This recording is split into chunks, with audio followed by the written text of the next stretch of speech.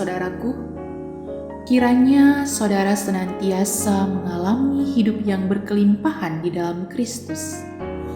Hari ini kita akan merenungkan satu tema yang menarik, pelajaran dari para pecundang.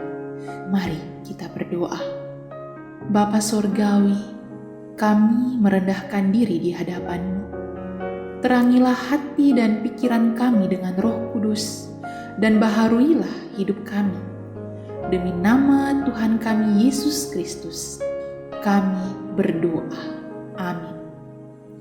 Hakim-Hakim 16 ayat 28 hingga 30. Berserulah Simson kepada Tuhan, katanya, "Ya Tuhan Allah, ingatlah kiranya kepadaku dan buatlah aku kuat.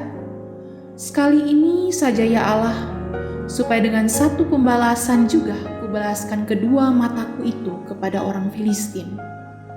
Kemudian Simson merangkul kedua tiang yang paling tengah, penyangga rumah itu, lalu bertopang kepada tiang yang satu dengan tangan kanannya, dan kepada tiang yang lain dengan tangan kirinya. Berkatalah Simson, "Biarlah kiranya aku mati bersama-sama orang Filistin ini." Lalu membungkuklah ia sekuat-kuatnya. Maka rubuhlah rumah itu menimpa raja-raja kota itu dan seluruh orang banyak yang ada di dalamnya. Yang mati dibunuhnya pada waktu matinya itu lebih banyak daripada yang dibunuhnya pada waktu hidupnya. Amokran Kiansabet adalah mantan pegulat mixed martial art asal Prancis yang seringkali gagal dalam pertandingan. Laki-laki bertubuh besar dan bertato itu sejak 2013 hingga 2016 tinggal di Bali dan seringkali makan tanpa membayar, berkendara secara ugal-ugalan, dan banyak kasus lain yang membuatnya didatangi oleh kepolisian. Akhir hidupnya, dia ditembak setelah menusuk mati anggota kepolisian. Sekilas, Simson mirip Amokran si badan besar yang identik dengan kekerasan dan mati dengan membalaskan dendamnya. Dia lahir sebagai hakim bagi umat Tuhan, di saat semua orang kala itu melakukan apa yang benar menurut pandangannya sendiri. Orang Israel tidak menghalau bangsa Filistin dan malah hidup berdampingan dengan mereka. Simson dipakai Tuhan untuk menyadarkan umatnya, dan ia sadar akan panggilannya.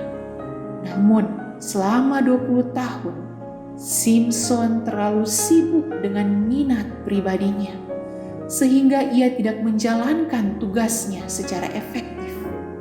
Walaupun demikian, rencana Tuhan tidak pernah gagal.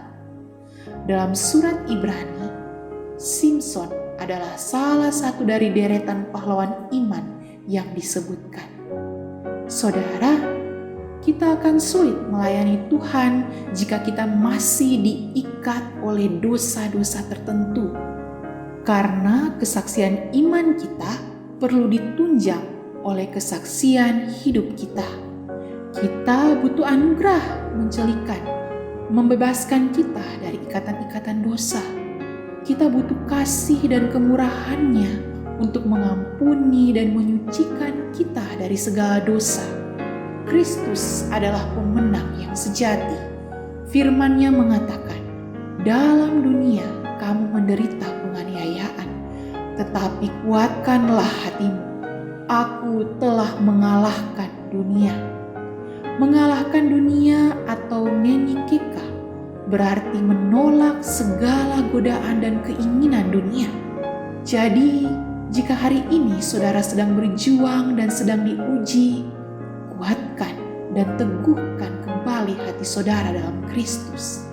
Kuasa kemenangan dan kebangkitannya akan menopang saudara sebagai pemenang. Mari kita doakan diri kita masing-masing. Ya Bapa Surgawi, sucikanlah aku dari segala dosa dan kesalahanku dengan darah Kristus. Kuatkan dan teguhkan hatiku di dalam Kristus, agar aku dapat mengalahkan dunia. Dalam nama Yesus, Raja Pemenang, aku berdoa. Amin. Refleksi hari ini.